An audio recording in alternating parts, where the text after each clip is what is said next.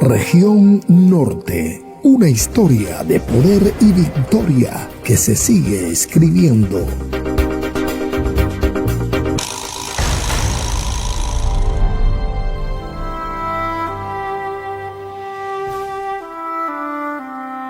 Comienzos de la Iglesia Pentecostés Unida Internacional en la costa. Una historia de poder y victoria que se sigue escribiendo. En 1937 fue enviado desde Norteamérica una pareja de misioneros para trabajar en Colombia. Era el misionero canadiense A. Werner Larsen y su esposa Abigail. Entraron por Puerto Colombia en el departamento del Atlántico y se dirigieron hacia el interior del país, donde trabajaron por cerca de 6 años. Pasado ese tiempo, programaron una visita a su país natal, Canadá, para después retornar a Colombia a su trabajo misionero. El hermano A. Werner Larsen, con su familia, descienden de los Andes colombianos hasta Barranquilla para tomar un barco en Puerto Colombia que los condujese a Norteamérica. La llegada de los misioneros Larsen a la capital del Atlántico coincide con el recrudecimiento de la Segunda Guerra Mundial, que para ese entonces Estados Unidos estaba involucrado e interesado en derrotar con sus aliados europeos a la Alemania nazi. Esta situación repercutió con toda actividad comercial de los Estados Unidos con sus vecinos, incluyendo el transporte de carga y pasajero a nivel internacional. Los misioneros Larsen, con la incertidumbre de la reapertura del transporte marítimo hacia los Estados Unidos, decidieron arrendar un apartamento en Barranquilla, en el barrio Boston, mientras daban luz verde para viajar a su país. La pasión del hermano Axel Werner Larsen no se hizo esperar. Mientras salía a conseguir alimentos o cosas para su casa, en el camino aprovechaba para compartir el evangelio de salvación de nuestro Señor Jesucristo.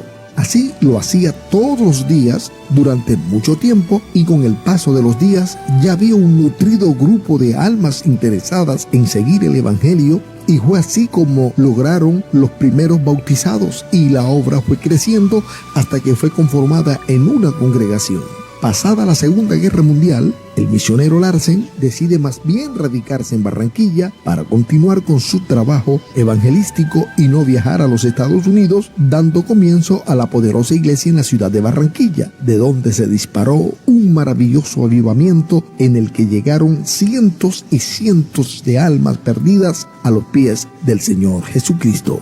En los años 50 llegó un misionero irlandés a la costa atlántica colombiana, enviado por la Iglesia Metodista, organización trinitaria de Inglaterra, y se radicó en Guacamayal, en la zona bananera, y en Fundación, ambos en el departamento del Magdalena.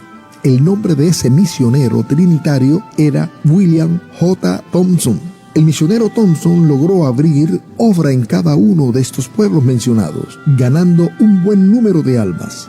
En 1954, el misionero William J. Thompson recibe la revelación de la doctrina de la unicidad y el bautismo en el nombre de Jesucristo, recibiendo de paso, por la misma revelación, la orientación de quién lo podía bautizar en el nombre de Jesús. Es así cuando se dirige a la ciudad de Barranquilla, donde se presenta ante el misionero Larsen para que le bautizase. El misionero Thompson declina su membresía con la Iglesia Metodista para trabajar de lleno con la Iglesia Pentecostal Unida Internacional, conocida en el país como Iglesia Pentecostal Unida de Colombia, nombre que fue inspirado y registrado ante el gobierno colombiano por el misionero Bill Drost. El misionero Thompson decide viajar al Reino Unido para entregar formalmente sus credenciales ante la organización trinitaria. Antes de viajar a Europa, entregó al grupo de creyentes que había levantado en Fundación Magdalena, que era el más numeroso, al hermano Larsen. Y de inmediato, el hermano Larsen envió allí a los pastores Domingo Zúñiga y Cristóbal Ospino para que les impartiese formación doctrinal a los nuevos creyentes en Fundación Magdalena. Tiempo después se dieron los primeros bautizados en este sector de la costa. Ya habiendo un buen grupo de bautizados, posesionan al primer pastor en la iglesia en fundación, al hermano Miguel Peña y su esposa, la hermana Beatriz Layas, en 1956. Con el trabajo pastoral del hermano Peña se anexaron más almas, forjándose una congregación que fue reconocida en su entorno por ser de un poderoso avivamiento y mover único del Espíritu Santo. Con el paso de los años vinieron los traslados de pastores y con ellos los cambios. El pastor Miguel Peña fue enviado en 1959 como misionero a Ecuador y fue reemplazado por el hermano Eliseo Duarte en fundación. A finales de los 60 se empezó a notar un descenso en la manifestación espiritual, como también en la preservación de los fundamentos apostólicos en esa congregación.